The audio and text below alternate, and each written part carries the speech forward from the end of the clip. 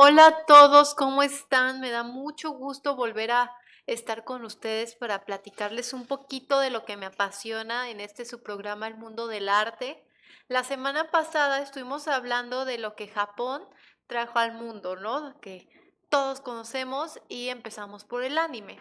Y para cerrar un poquito el tema de Japón, quería hablar de otro aspecto que ha sido muy importante a nivel mundial y son los samuráis.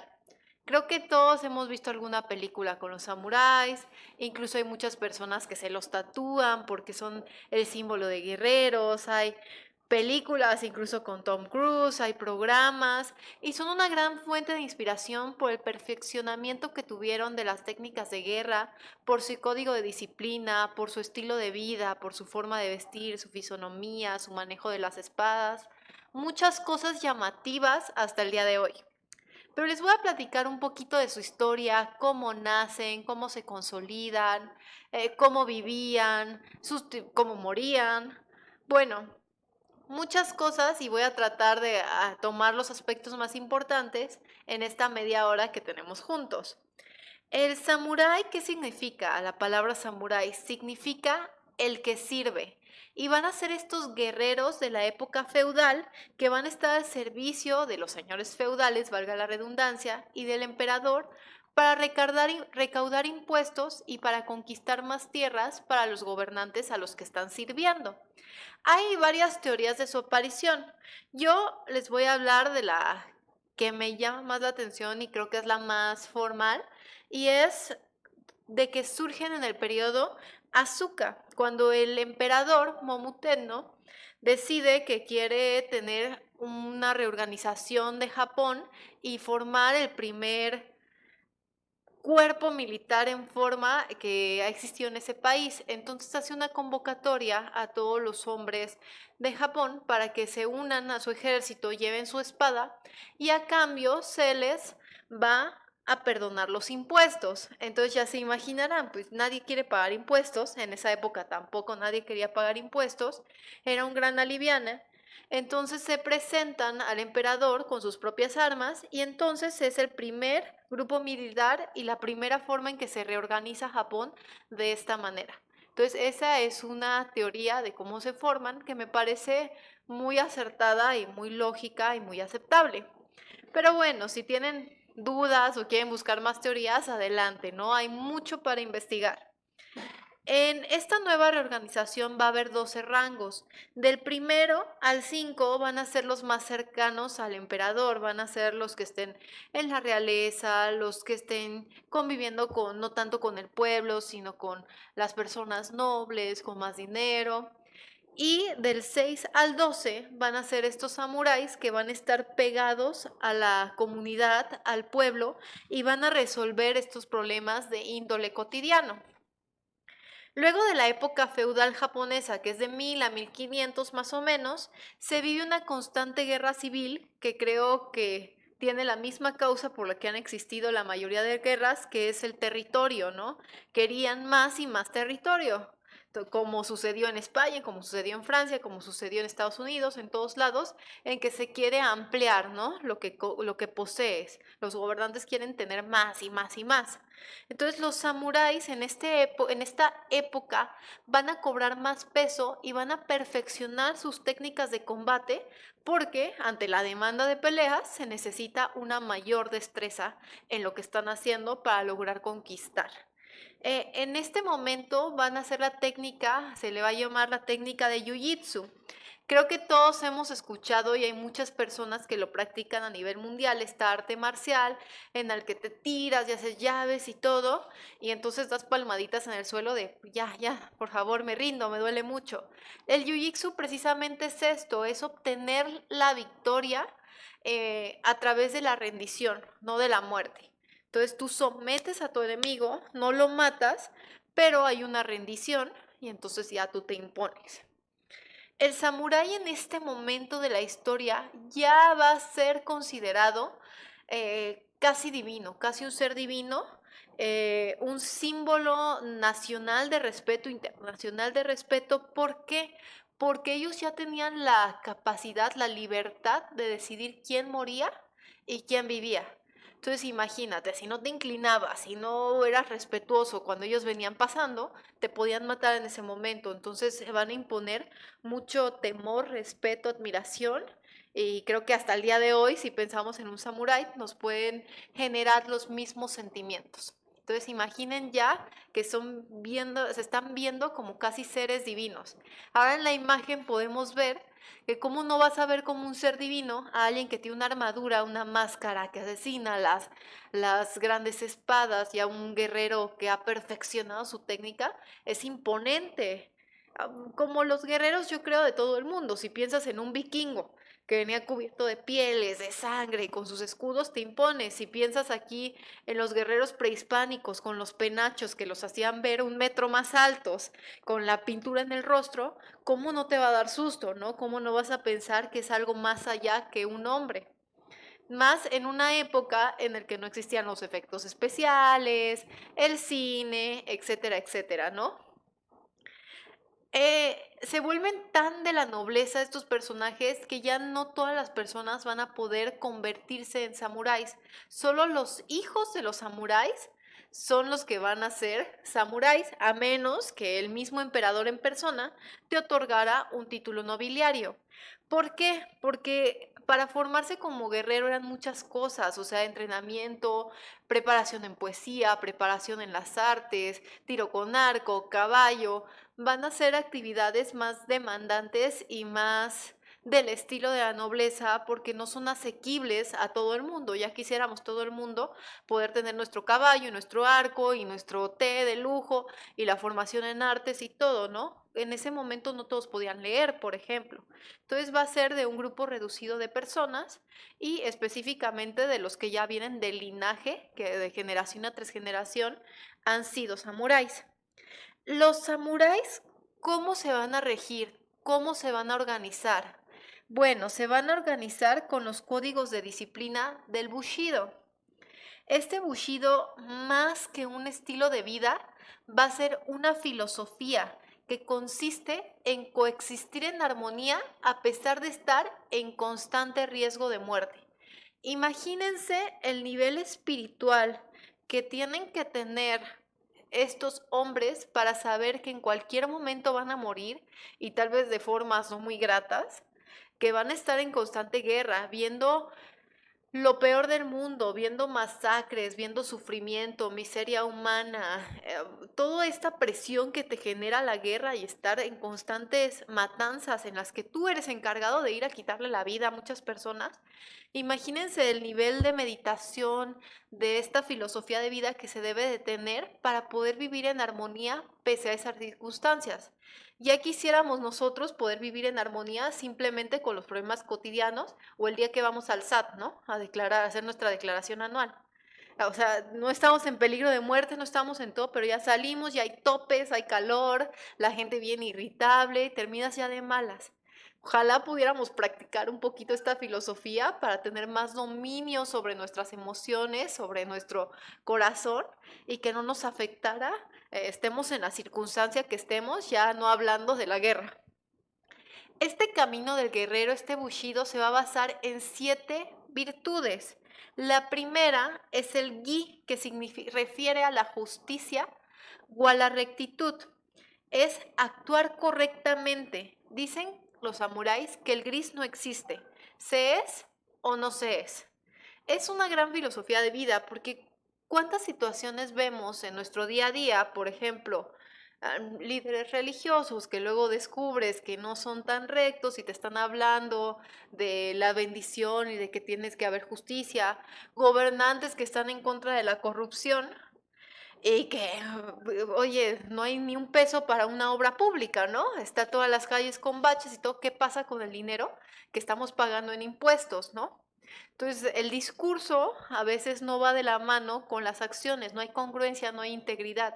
Y esto era algo a lo que se oponían firmemente los samuráis. O sea, se tiene que actuar correctamente en la situación en la que esté, se dice la verdad, se hace eso. Es el primer símbolo que estamos viendo en pantalla, Gi, justicia. El segundo símbolo es el Yu, que es el valor heroico, es no dejarse llevar por el miedo.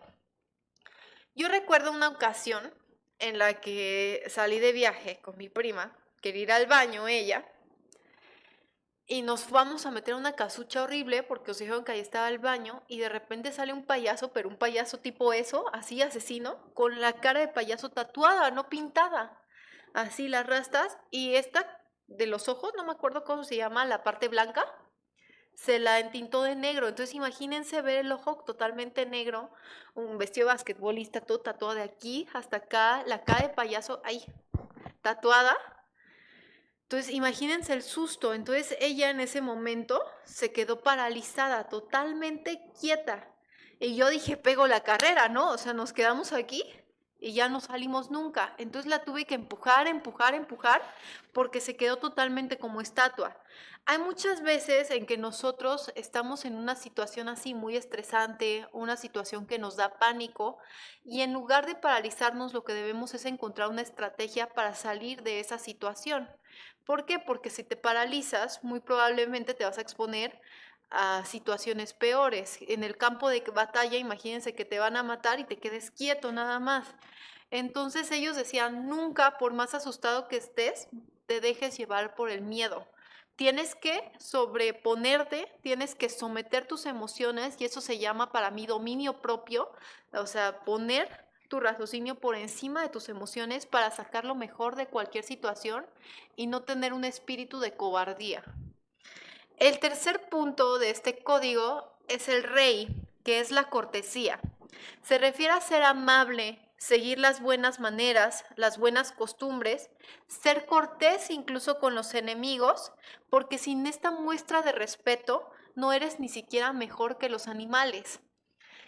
Qué bonito, ¿no? Creo que este es de mis valores favoritos de este código de vida, porque vivimos en un mundo en el que nos falta bastante cortesía, ¿no? Ojalá salimos a la calle y ya te mienta la madre que si te tardaste en arrancar en el alto, ¿no? Yo, por ejemplo, ahorita estoy principiante manejando y me tardo un segundo en arrancar en el verde porque todavía me da un poquito de miedo hacer el alto total y ya te están pitando, te están gritando, más se te apaga el carro, te gritan más, cuando con un poquito de cortesía sería mucho más llevaderas estas situaciones.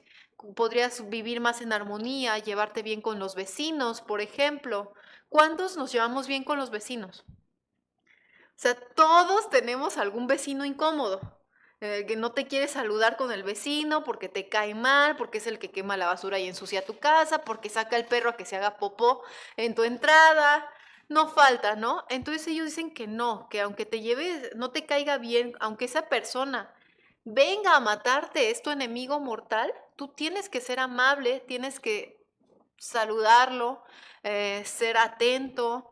Hay una escena en la película del último samurái en que él es prisionero de guerra, se van a matar y todo.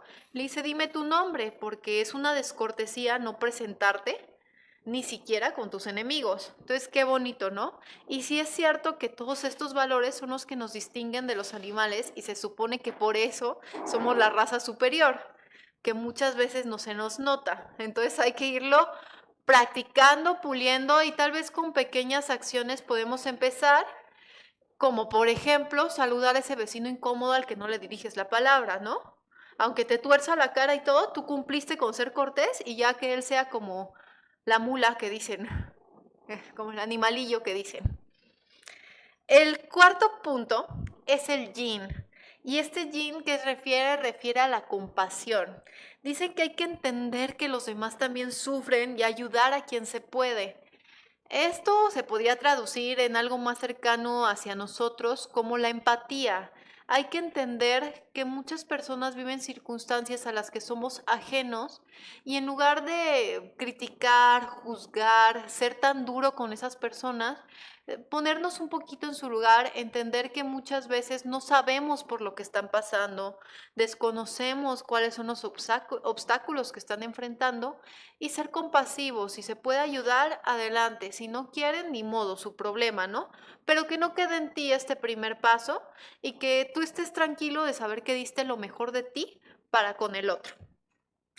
El quinto punto, es el makoto, que es la sinceridad. Decir siempre la verdad. Dicen que cuando un samurái dice que va a hacer algo, lo va a hacer, ya está hecho, es como si ya estuviera hecho. Uy, ¿saben qué ejemplo se me ocurre para decir algo que no hacemos? Ya en 5 minutos llego. Estoy a la vuelta de la esquina y aquí nos caracterizamos por ese ya merito llego, en que llegas una hora después a lo que te citaron, ¿no? Y puede parecer algo muy chiquito, pero de esas pequeñas chiquitas son mentiritas, o sea, no deja de ser una farcita. O mamá, es que el maestro la trae en contra de mí. Yo sí hice el trabajo, pero como me odia, me reprobó.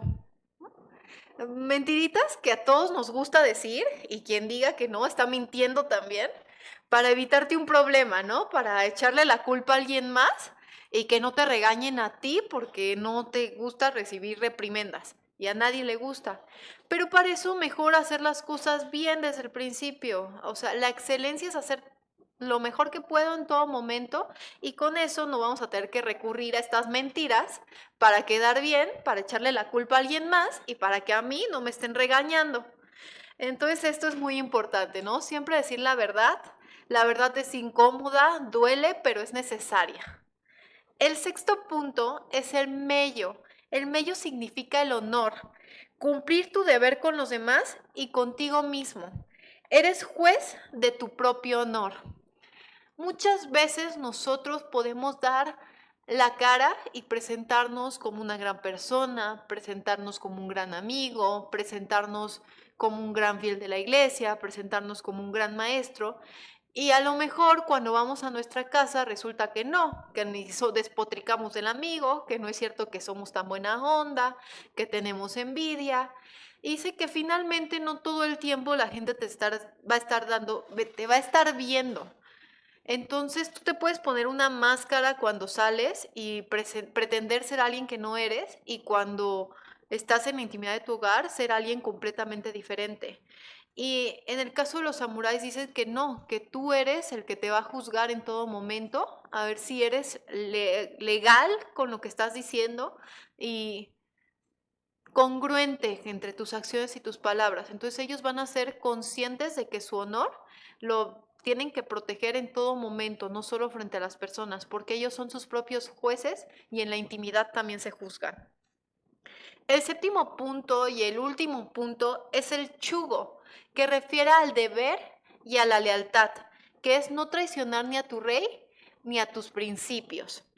Qué conveniente con el rey, ¿no? Porque con este código estaba imposible que se le rebelaran, ¿no? Si decían ustedes, ya me estorban y porque quiero, córtense la cabeza, se iban a matar ellos porque era totalmente la devoción a sus figuras de poder. Está súper bien, ¿no? Para los gobernantes, ¿no? Les convenía, les convenía. Así ya no había problemas, no había revueltas, no había nada, ¿no? Pero también me gusta mucho que seas tú leal con tus principios, ¿no? Que no vendieras lo que creías. A veces puede ser atractivo en el mundo doblar tus manitas, dar tus manos a torcer y hacerte de la vista gorda de algo que consideras no bueno, pero que te va a traer grandes beneficios. ¿Por qué existe el soborno? ¿Por qué existe eso? Por eso. Bueno, te hago de la vista gorda, que pase el cargamento, no sé, de sustancias ilegales, de drogas, y yo no vi, pero me pagas una cantidad de dinero, ¿no? Todo esto existe porque a veces es muy atractivo, pues, dejar un poquito de lado tus valores a cambio de ciertas ganancias. Ellos decían que no, esto no podía suceder en ningún momento. Tú tenías que ser íntegro y siempre ser fiel a eso que decías creer, a tus convicciones y a tus creencias. También imagínense qué grado de integridad, qué grado de fortaleza para no dejarse mover por todas estas tentaciones que existían y ser fiel a tus principios. Debe ser muy satisfactorio al final de su vida o mientras viven su vida saber que no tienes como esa manchita negra, ese mal sabor de boca de que comprometiste lo que creías a cambio de otra cosa. Esos son los 7 principios y creo que abarcan todo lo que es importante para vivir una vida en armonía como ellos se proponían. La cortesía la podemos relacionar con el amor al otro, la empatía, Creo que si aplicábamos nosotros estos 7, si empezábamos a practicar, veríamos que nuestra vida sería mucho más tranquila y armoniosa, al igual que si aplicamos otros códigos de valores que existen en otras sociedades. Porque todo se trata de eso, de buscar la forma de poder coexistir con tus semejantes sin dañarlos y sin que me dañen. Porque una cosa es ser respetuoso y otra cosa es ser menso. O sea, tampoco significa que te vas a estar dejando que se te pisoteen y te maltraten en pos de la cortesía. No se trata de eso, tampoco ser un samurái. Eran respetados porque también tenían la autoridad de que si tú pasabas por encima de ellos, de si tú les faltabas al respeto, pues te mataban y punto, porque se trata de ayudar al otro y también proteger lo que soy yo, mi persona, mis intereses, mis convicciones. Entonces yo creo que se trata toda esa vida de coexistir, ¿no? Con las demás personas y encontrar ese punto en el que tú no afectas a alguien más y en el que no te afectan. De eso se trata los valores y los derechos que tenemos, de los derechos y las obligaciones que tenemos todos como individuos de una sociedad. Porque finalmente nosotros estamos hechos para vivir en sociedad. Vamos a tener que convivir con las personas a fuerza. Entonces, ¿qué mejor que hacerlo de una forma sana y responsable? ¿Qué pasaba si rompías alguno de estos principios, que iba un desliz?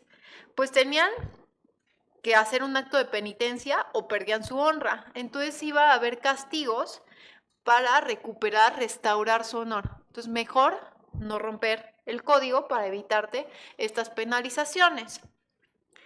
Ahora bien, ¿qué pasaba si los samuráis eran derrotados? Si perdían una batalla. Eso ya no era una penitencia, era digno de muerte, porque imagínense el deshonor de ser el ultra guerrero genial y haber sido derrotado. No toleraban. Entonces ellos cometían suicidio, que lo conocemos como harakiri, que es el corte en el vientre para morir con honor y aceptar que fueron derrotados, aceptar su rendición. El harakiri se practicaba en un jardín cerrado. Primero, camino a su preparación, les daban un poco de sake. Posteriormente, eran acompañados por un amigo o un sirviente de mucha confianza a el kashikunin, que es donde iban a morir. Se les daba su sentencia, se les leía su sentencia y el samurái tenía que dar su réplica. Luego, el acusado redactaba un sepitsu, que significa la última pincelada, que era un poema de despedida. Iban a ser sus últimas palabras en el mundo. Y ya quedaban plasmados, se guardaban, y existen los seppukus. Ay, me cuesta un poquillo decirlo, sepitsu. Quedaban los sepitsus de todos los samuráis y eran palabras a veces muy bellas, a veces tristes, a veces de gratitud, de todo. Ustedes hagan ese ejercicio, escriban un pequeño poema que se pensaran que son las últimas palabras de su vida. ¿Qué pondrían en ese pequeño poema? Es un interesante ejercicio. A veces nosotros lo hacemos como el epifanio, ¿cómo se dice? Epitafio. Ajá, que también son las palabras que quieres que graben, ¿no? Y son las palabras que tú vas a dejar como último testimonio de tu vida y que van a conocer generaciones posteriores. Es un ejercicio interesante si lo quieren hacer. Después envolvían su wakizashi, que es el sable corto con el que se cortaban, en papel de arroz, porque dicen que era muy deshonroso que se manchara de sangre. Se hincaban, una vez envuelto su sangre, abrían su hermoso kimono blanco y se autodesentrañaban al enterrarse el wakizaki en su estómago de forma horizontal y después lo sacaban y lo hacían de forma vertical. ¿Para qué? Para cortar todos los centros nerviosos que tenemos en esa zona de nuestro cuerpo. Entonces era una agonía muy dolorosa y muy larga para el samurái. En muchas ocasiones, el Kashikunin, que era quien estaba atrás, lo decapitaba una vez que entraba la segunda daga para que dejaran de sufrir, ¿no? Para que fuera una muerte más rápida. Este ritual era para liberar el espíritu del guerrero. ¿Por qué? Porque los samuráis creían que el calor del cuerpo y tu espíritu se alojaban en el vientre. Entonces dicen que así liberaban a su espíritu, dejaban libre. Además de que, según la creencia nipona, al tener este tipo de muerte, se conservaba el honor y las propiedades. O sea, se hacían acreedores a su familia de que no les quitaran su herencia, se lo podían conservar porque ellos habían cumplido con este castigo antes de morir. Creo que esto ha sido también parte de muchas culturas, ¿no? Ciertas muertes para ciertos fines. Entonces, Japón no es la excepción. Les voy a leer un seppuku de Minamoto no Yorimasa, que fueron sus últimas palabras antes de morir. Dice: como un árbol fosilizado, del que no se esperan flores, triste ha sido mi vida, destinada a no producir ningún fruto. Esas fueron sus últimas palabras en la tierra. Les voy a hablar un poquito de los samuráis más célebres, cambiando abruptamente de la tristeza a los logros heroicos. Tenemos a Ieyasu Tokugawa de 1543 a 1616, que unificó todo Japón, comandando al ejército del este. Imagínense, logró la paz absoluta en el país por más de 2 siglos. Qué importante, ¿no? Tenemos a Nobunaga Oda de 1534 a 1582, que fue legendario al enfrentarse con 3,000 guerreros ante el ejército de Imagawa Yoshimoto con más de 40,000. Imagínense, eso es lo que dicen de no paralizarse con el miedo, porque si yo voy con 3,000 contra 40,000, mejor me pelo. En la batalla de Okehazama. Se posicionó después de esto como líder militar de todo Japón en 1560. Musashi Miyamoto, que con 13 años logró derrotar a un guerrero adulto, imagínense la destreza, y participó en la batalla de Sekigahara, en donde murieron más de 70,000 hombres, y él pues lo logró. Además, su obra literaria se volvió muy famosa. Me voy más rapidillo, para que no se nos acabe el tiempo. ¿Cómo terminan los samuráis? En 1871 cae el feudalismo nipón. Dicen, ya no es necesario, ya la unificación del país se dio, ya los señores gobernantes, los señores feudales no podían tener ejércitos. ¿Para qué? Pues para controlar que se hiciera esta paz y estos nuevos criterios de democracia, de unificación del país. Entonces se les piden a los samuráis que justifiquen su función dentro de la sociedad, lo cual no pudieron hacer porque lo que se dedicaban era entrenar para la guerra y ya no se necesitaba. Entonces se integran a la sociedad. Algunos se integraron como maestros, los de carácter más fuerte, y los débiles, entre comillas, se convirtieron en alcohólicos que van a demeritar la figura del samurái. Entonces, imagínense, como los por ochos ahorita quedan de un lado para otro, tomando, y van a desacreditar mucho cómo se había vivido esta tradición hasta ese momento, ¿no? Una vida de rectitud comparada ahora a una vida de vicio.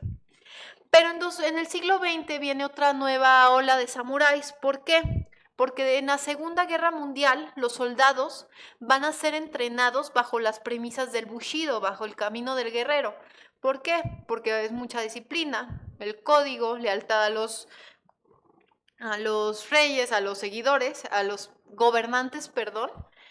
Y aparte, o sea, este camino del samurái va a llenar de nacionalismo a los nipones. Entonces, nosotros sabemos que las guerras han existido por un fuerte nacionalismo. Los alemanes querían ser la raza superior, por eso querían conquistar a todos. Los japoneses también van a tener un fuerte sentido de orgullo nacional y van a creerse superiores a otras potencias.